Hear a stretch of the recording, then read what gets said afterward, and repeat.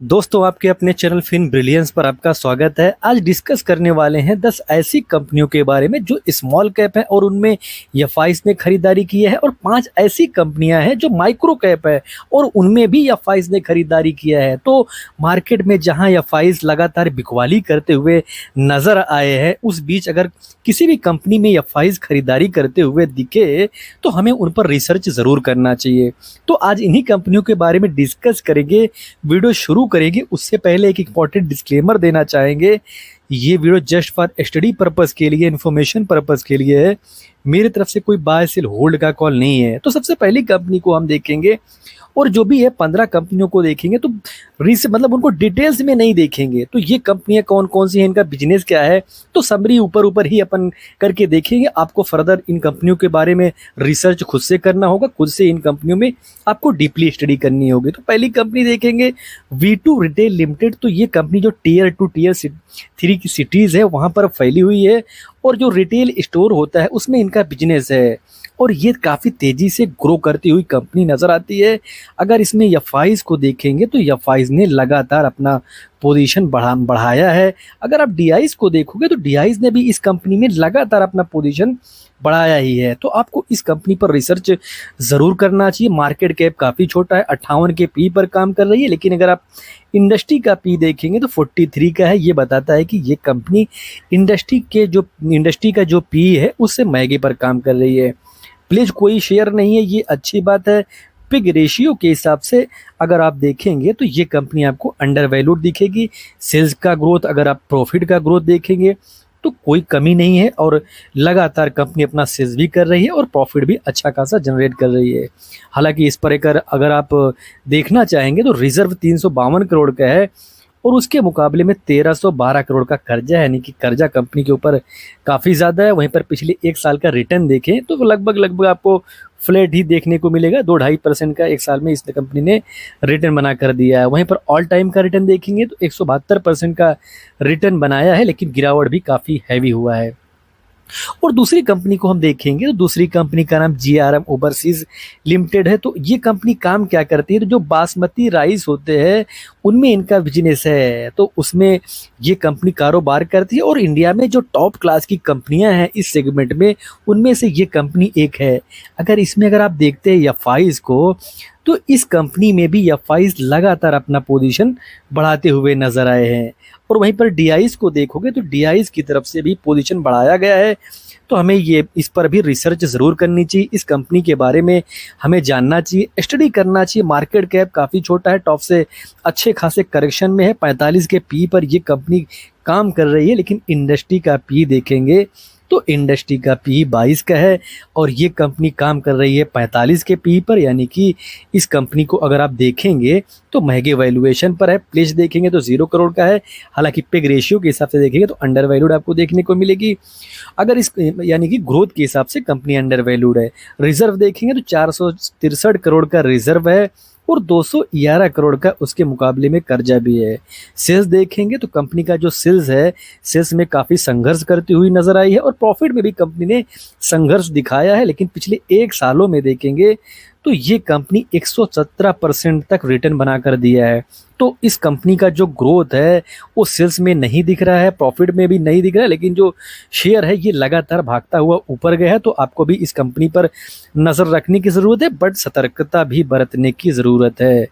वहीं पर तीसरी कंपनी को अगर आप लोग देखते हैं तो इस कंपनी का नाम लेटेंट व्यू एनालिटिक्स लिमिटेड है। तो ये कंपनी काम क्या करती है, जो बिजनेस एनालिटिक्स होते हैं, जो इनसाइट्स होते हैं, जो एडवांस प्रेडिक्टिव एनालिटिक्स होते हैं, यानी इसी में इनका बिजनेस है। जैसे डाटा इंजीनियरिंग, डिजिटल सोल्यूशन, तो कुल मिलाकर जो डिजिटली एनालिटिक्स का बिजनेस होता है, अलग अलग कंपनियां करवाती है, उनमें इनका बिजनेस है। और ये भी सेगमेंट फ्यूचरिस्टिक सेगमेंट पर है। तो आपको इस कंपनी पर भी डीपली रिसर्च करना चाहिए। एफआईज को देखेंगे, डीआईज को देखेंगे, दोनों इस कंपनी में अपना पोजीशन बढ़ाते हुए नजर आ रहे हैं। मार्केट कैप आप देखेंगे तो 10,000 से कम का मार्केट कैप है। इनफैक्ट अगर इस कंपनी को देखेंगे तो 9,000 करोड़ के आसपास का मार्केट कैप है। 45 के पी पर ये कंपनी काम करती है। अगर आप इंडस्ट्री का पी देखेंगे तो 24 के आसपास का है, यानी कि इंडस्ट्री के पी से काफ़ी ऊपर काम कर रही है। इस कंपनी का अगर आप प्लेज देखेंगे तो कंपनी का कोई शेयर प्लेज नहीं है, और किसी भी कंपनी में अगर जो प्लेज परसेंटेज है ये ज़ीरो हो तो हमें उस पर थोड़ा मतलब कॉन्फिडेंस ज़रूर आता है। पिग रेशियो के हिसाब से ये कंपनी ओवर वैल्यूड दिखेगी, यानी कि जो ये कंपनी है ग्रोथ के हिसाब से ओवर वैल्यूड आपको दिख रही है। वहीं पर रिजर्व देखेंगे तो 1606 करोड़ का रिजर्व होना, 25 करोड़ का कर्जा होना, ये बताता है कि कंपनी का जो बैलेंस शीट है काफ़ी मजबूत है, और पिछले 1 सालों में ये कंपनी फ्लैट ही दिख रही है। और चौथी कंपनी को अगर आप लोग देखते हो तो मान इंडस्ट्रीज इस कंपनी का नाम है। तो ये कंपनी काम क्या करती है, जो अगर आप देखेंगे जो LSAW एंड HSAW पाइप्स होते हैं, कुल मिलाकर अगर आप ये पाइप्स कौन से होते हैं, अगर आप देखेंगे एक सिटी से दूसरे सिटी में पानी जो पहुंचाया जाता है तो बड़ी बड़ी काफ़ी मोटी मोटी पाइप्स ज़मीन के अंदर से गड्ढा करके लेकर मतलब जाती है। तो वो जो पाइप रहता है वो ये कंपनी बनाती है, तो उसी में इनका बिजनेस है। और फ्यूचर में जैसे जैसे मतलब ग्रोथ होगा, जो ये इंडस्ट्री ग्रो करेगी, शहरीकरण बढ़ेगा, तो पानी का सप्लाई भी बढ़ेगा। तो ऐसे में ऐसी कंपनियां जो रहती हैं ये डिमांड में आती है। इसमें भी देखेंगे अगर आप तो एफआईज ने अपना पोजीशन बढ़ाया है, और मार्केट कैप कंपनी का काफ़ी छोटा है, 16 के पी पर काम कर रही है। हालांकि इंडस्ट्री का पी देखेंगे तो उसके आसपास ही दिखेगा। प्लेज देखेंगे तो 20% का शेयर प्लेज है, ये बताता है कि हमें इस पर नज़र रखनी चाहिए, बिकॉज कोई भी अगर कंपनी का शेयर 20% का प्लेज हो तो वहाँ पर रिस्क तो बनता ही है। पिग रेशियो के हिसाब से देखेंगे तो कंपनी लगभग अच्छे वैल्यूएशन पर नज़र आ रही है, और रिजर्व काफ़ी ह्यूज है। उसके मुकाबले में कर्जा देखेंगे तो काफ़ी कम कर्जा आपको देखने को मिलेगा। और दोस्तों, अगर आपको वीडियो इन्फॉर्मेटिव लग रहा है, चैनल को अगर अभी तक आपने सब्सक्राइब नहीं किया है तो सब्सक्राइब ज़रूर कर लीजिए।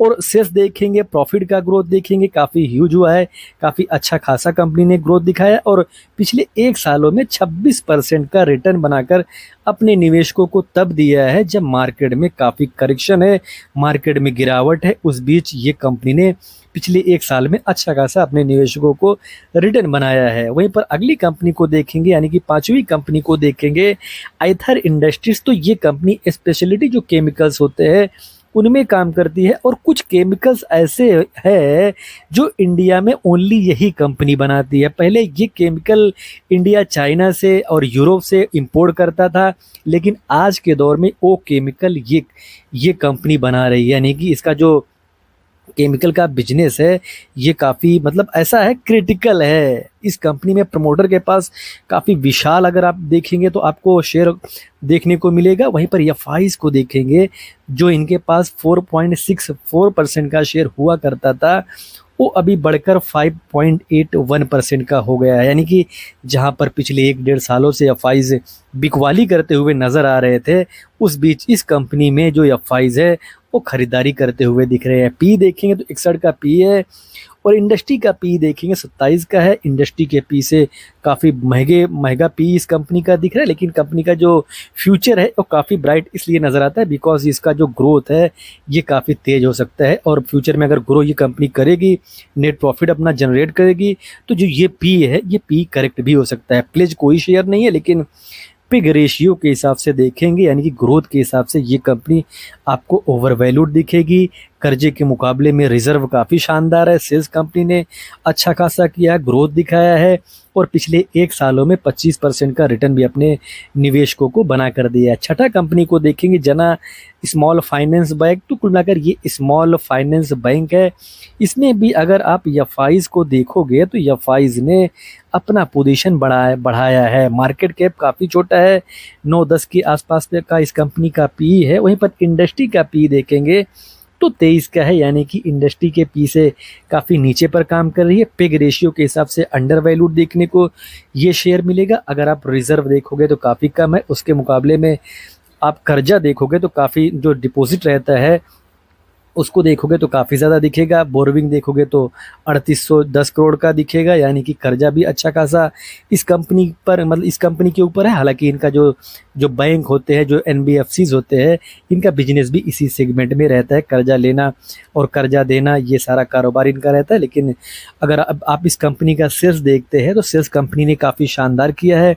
प्रॉफिट का ग्रोथ भी अच्छा खासा जनरेट किया है और पिछले 1 सालों में 16% के आसपास का रिटर्न बना कर दिया। तो सातवीं कंपनी को देखेंगे नाइब लिमिटेड, तो ये कंपनी काम क्या करती है? तो ये कंपनी डिफेंस सेक्टर में काम करती है। जो ई व्हीकल्स होते हैं, जो ऑटोज़ होते हैं, जो ईवीज़ के ऑटोज़ होते हैं, उनमें इनका बिजनेस है और सॉफ्टवेयर डेवलपमेंट में भी ये कंपनी काम करती है। तो इसका भी बिजनेस काफ़ी स्ट्रॉन्ग नज़र आता है। इसमें भी देखेंगे तो एफआईज़ ने अपना पोजीशन बढ़ाया है। मार्केट कैप काफ़ी छोटा है।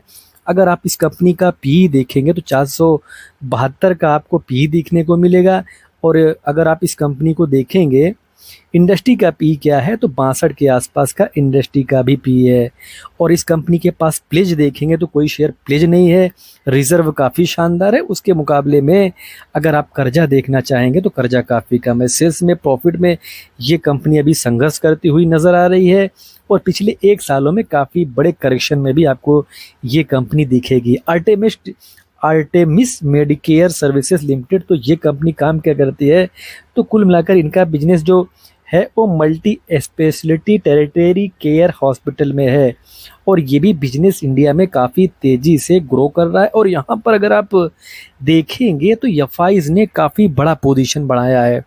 जो एफआईज़ के पास 1% का पोजीशन नहीं होता था, वो आज के दौर में 12-13% का हो चुका है। यानी कि इस कंपनी में एफआईज़ का तरफ से जो खरीदारी हुई है वो काफ़ी ह्यूज हुई है। तो आपको इस कंपनी पर भी रिसर्च ज़रूर करना चाहिए। मार्केट कैप काफ़ी छोटा है और पी देखेंगे तो 34 का आपको देखने को मिलेगा। वहीं पर टॉप से करेक्शन देखेंगे तो ये कंपनी टॉप से अच्छे खासे के करेक्शन में है। और इनफैक्ट दोस्तों ये कंपनी अपने 52 वीक के लो के आसपास काम कर रही है। 34 का पी है। वहीं पर इंडस्ट्री का पी देखें तो 43 का है। यानी कि इंडस्ट्री के पी से निचले स्तर पर ये कंपनी काम कर रही है। कोई भी शेयर इसका प्लेज नहीं है, ये एक अच्छी बात है। और पिग रेशियो के हिसाब से यानी कि ग्रोथ के हिसाब से ये कंपनी आपको अंडर वैल्यूड देखने को मिलेगी। कर्जे के मुकाबले में रिजर्व देखेंगे तो अच्छा खासा है, ये भी एक अच्छी पॉइंट ज़रूर बन जाती है। हालांकि सेल्स देखेंगे, प्रॉफिट देखेंगे तो कंपनी का जो सेल्स हो रहा है वो लगातार बढ़ रहा है और प्रॉफिट भी कंपनी ने अच्छा खासा जनरेट किया है। लेकिन पिछले 1 सालों से देखेंगे तो गिरावट ही देखने को मिलेगा। 9वीं कंपनी को देखेंगे जमुना ऑटो इंडस्ट्रीज़, तो ये जो ऑटो इंडस्ट्रीज़ है इसमें इनका स्प्रिंग का बिजनेस है, सस्पेंशन का बिजनेस है, जो लिफ्ट एक्सेल्स होते हैं उसमें इनका बिजनेस है। तो ये सारे सेगमेंट में ये कंपनी काम करती है। अगर इसमें देखेंगे तो एफआईज़ ने यहाँ पर भी अपना पोजीशन बढ़ाया है। तो आपको इस कंपनी के बारे में भी डीपली रिसर्च करना चाहिए। मार्केट कैप काफ़ी छोटा है और इस गिरावट में भी ये कंपनी अपने टॉप पर बनी हुई है। ये जानिए कि कंपनी अपने 52 वीक के हाई के आसपास खड़ी है तो रिस्क काफ़ी ज़्यादा है। वहीं पर पी देखेंगे तो 28 का है। और अगर आप इसका प्लेज देखेंगे तो प्लेज परसेंटेज भी इस कंपनी में आपको यानी कि 1.5% का पोजीशन इसका जो है शेयर का हिस्सा है वो प्लेज भी है। रिजर्व देखेंगे तो 996 करोड़ का रिजर्व है, उसके मुकाबले में 12 करोड़ का कर्जा भी है। यानी कि रिजर्व तो है लेकिन 12 करोड़ का कर्जा है। अगर जिस कंपनी के पास 1000 करोड़ के आसपास का रिजर्व हो, कर्जा 12 करोड़ का हो, तो लगभग आप डेप्थ फ्री ही मान सकते हो।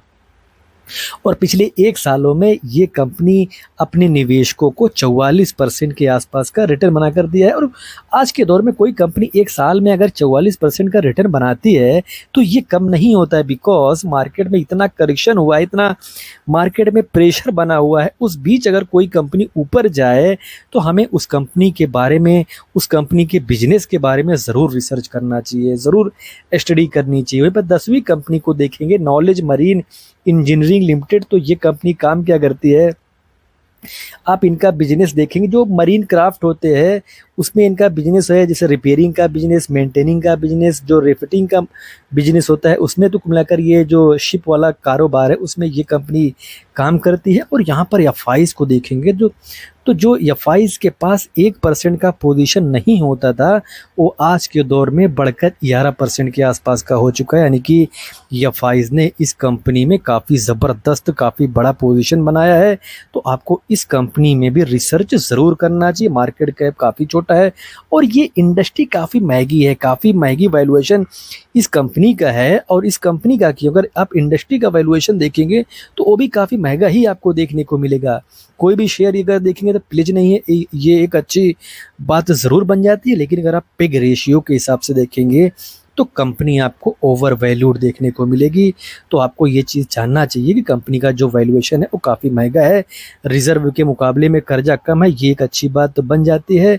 वहीं पर पिछले 5 सालों से, पिछले 3 सालों से टीटीएम से जो सेल्स का रफ्तार रहा है, ये बताता है कि कंपनी लगातार अपना सेल्स भी कर रही है और प्रॉफिट भी अच्छा खासा जनरेट कर रही है। जहां पर पिछले 1 सालों में करेक्शन है, वहीं पर ये कंपनी पिछले 1 सालों में अपने निवेशकों को लगभग 80% का रिटर्न बनाकर दिया है। वहीं पर अब 5 ऐसी कंपनियां जो एसएमई कंपनियां हैं उनको हम देखेंगे। तो 11वीं कंपनी सेलेकॉर गैजेट्स, तो आप देखेंगे जो गैजेट्स होता है उसमें इनका बिजनेस है। जैसे आप घड़ी होते है, जो स्पीकर्स है, जो होम अप्लाइंसेस है, जो टेलीविज़न है, टीवीज़ है, एलईडीज़ है, तो उनमें इस मतलब ये कंपनी उसी सेक्टर में काम करती है, यानी कि ईएमएस सेक्टर में कंपनी काम करती है। छोटी कंपनी है। अगर इसमें देखेंगे तो एफआईज़ की तरफ से 3.27% का जो शेयर हुआ करता था, अभी बढ़कर 8.78% का हो चुका है, यानी कि मार्केट कैप कंपनी का 611 करोड़ का है। और उस कंपनी में एफआईज़ की तरफ से इतनी बड़ी खरीदारी हो रही है, तो हमें ऐसी कंपनियों में रिसर्च ज़रूर करना चाहिए, स्टडी ज़रूर करना चाहिए। पी देखेंगे तो काफ़ी रीजनेबल दिखेगा। और इनफैक्ट अगर आप ध्यान से देखेंगे तो ये कंपनी अपने 52 वीक के लो के आसपास काम कर रही है। और प्लेज देखेंगे तो कोई शेयर प्लेज नहीं है। अगर पिग रेशियो को देखेंगे तो पिग रेशियो के हिसाब से ये कंपनी आपको अंडर वैल्यूड देखने को मिल रही है। अगर आप इस कंपनी का सेल्स का ग्रोथ देखेंगे अच्छा खासा हो रहा है। नेट प्रॉफिट देखेंगे तो नेट प्रॉफिट इन कंपनियों का, जो एसएमई कंपनियां होती है, ये अपना रिजल्ट क्वार्टर बाई क्वार्टर नहीं लाती, ये अपना रिजल्ट हाफ ईयरली लाती है, नहीं कि प्रत्येक छमाही में ये कंपनियां अपना रिजल्ट देती है।